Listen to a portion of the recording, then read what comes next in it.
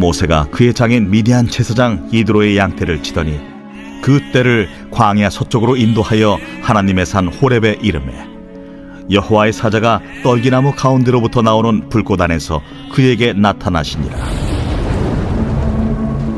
그가 보니 떨기나무에 불이 붙었으나 그 떨기나무가 사라지지 아니하는지라. 이에 모세가 이르되 내가 돌이켜 가서 이 큰 광경을 보리라. 떨기나무가 어찌하여 타지 아니하는고. 그때에 여호와께서 그가 보려고 돌이켜 오는 것을 보신지라. 하나님이 떨기나무 가운데서 그를 불러 이르시되 모세야, 모세야. 내가 여기 있나이다. 이리로 가까이 오지 말라. 내가 선 곳은 거룩한 땅이니 내 발에서 신을 벗으라. 나는 내 조상의 하나님이니 아브라함의 하나님, 이삭의 하나님, 야곱의 하나님이니라. 모세가 하나님 배웁기를 두려워하여 얼굴을 가리매 내가 애굽에 있는 내 백성의 고통을 분명히 보고 그들이 그들의 감독자로 말미암아 부르짖음을 듣고 그 근심을 알고 내가 내려가서 그들을 애굽인의 손에서 건져내고 그들을 그 땅에서 인도하여 아름답고 광대한 땅, 젖과 끓이 흐르는 땅, 곧 가나안 족속, 헷 족속, 아모리 족속, 브리스 족속, 히위 족속, 여부수 족속의 지방에 데려가려 하노라. 이제 가라. 이스라엘 자손의 부르짖음이 내게 달하고 애굽 사람이 그들을 괴롭히는 학대도 내가 보았으니 이제 내가 너를 바로에게 보내어 너에게 내 백성 이스라엘 자손을 애굽에서 인도하여 내게 하리라. 내가 누구이기에 바로에게 가며 이스라엘 자손을 애굽에서 인도하여 내릴까? 내가 반드시 너와 함께 있으리라.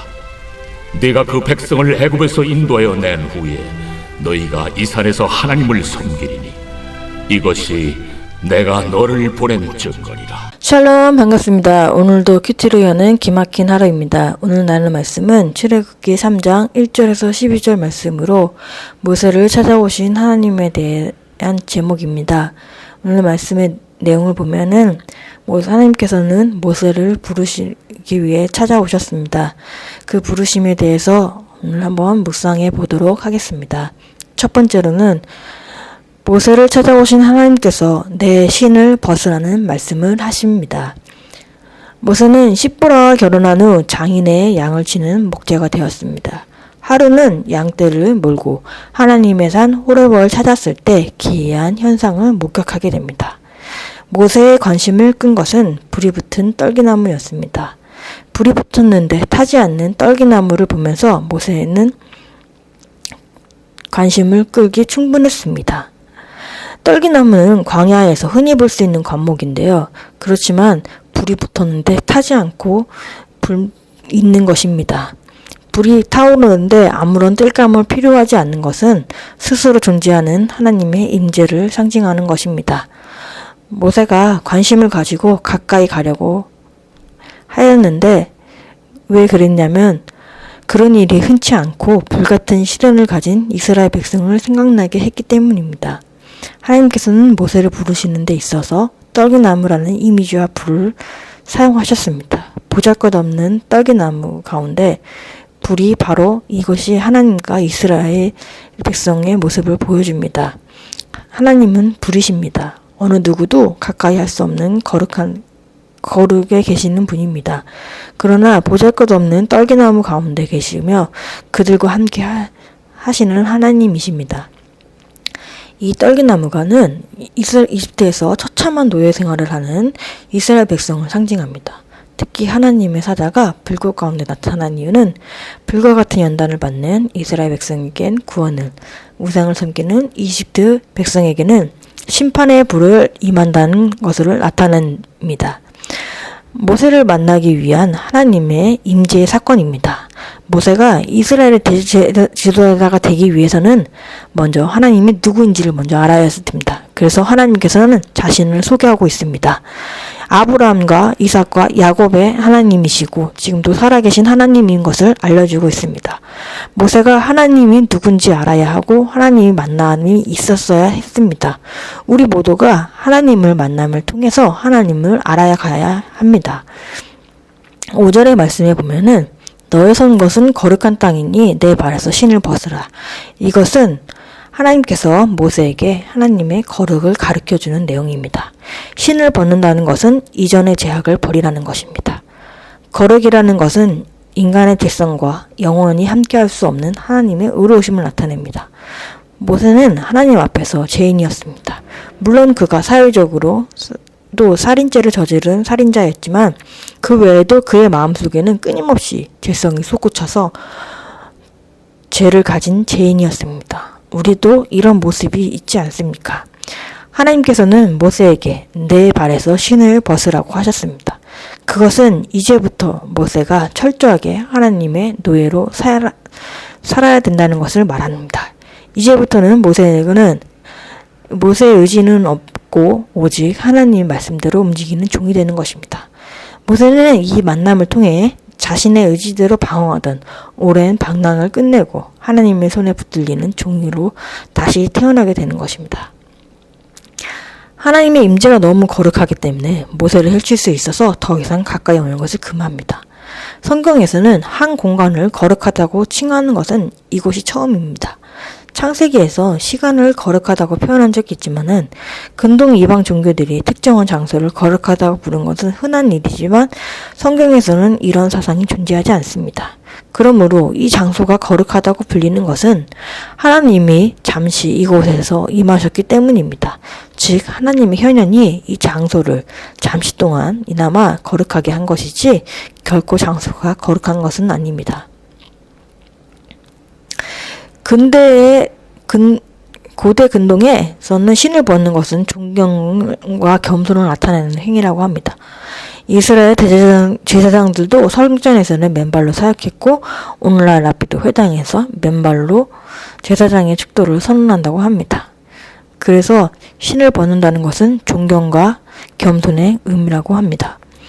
저는 21살 때 하나님을 인격적으로 만났습니다. 교회 수련에서 하나님을 만났는데 교회 수련에 가기 전까지 한 달간 정말 리더의 끊임없는 설득이 있었습니다. 이 리더들 보면은 정말 구원에 대해서는 끊임없이 정말 수고를 해야 된다는 생각이 들었습니다. 계속적으로 나한테 생각해보라고 한 달 동안 설득을 해서 가게 되었습니다. 그런데 거기선 저는 하나님을 만나게 되었습니다. 제가 이제 하나님을 만나고 나니까 그 전과 후의 삶이 완전히 변했는데요. 하나님을 경험하게 돼서 가장 크게 변한 것이 이전에는 사랑한다고 하면 반사하면서 거부하였는데 이제는 사랑을 표현할 수도 있고 어머니만 챙기면서 선물을 드렸는데 부모님 모두 똑같이 섬기면서 선물을 드리게 되었습니다. 아버지께도 선물을 드리니까 아버지께서 엄청 좋아라 하시더라고요. 하나님의 이렇게 임재를 경험하면은 우리의 삶은 전과 후가 바뀌는 것입니다.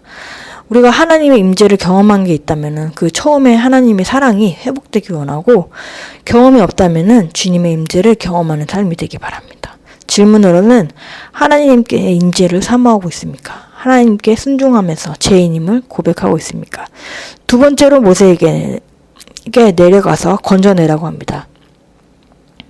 하나님은 7절에 이스라엘 백성이 이집트에서 당하는 고통에 대해서 보고 듣고 알고 있다고 말씀하고 계십니다. 여호와는 보고 듣고 아는 것을 통해 이스라엘을 보호하고 계십니다. 이집트에서 고생하는 이스라엘 백성이 하나님의 깊은 관심을 받았던 것처럼 말입니다. 그러나 이 순간 하나님에 대한 이스라엘 백성의 이해는 어떠했을까요? 아마 원망과 탄식으로 가득 것입니다. 하나님이 자신들에게 무관심하다고 그렇지 않다면 이 고통이 어디서 오는 것이냐며 부르짖었을 것입니다.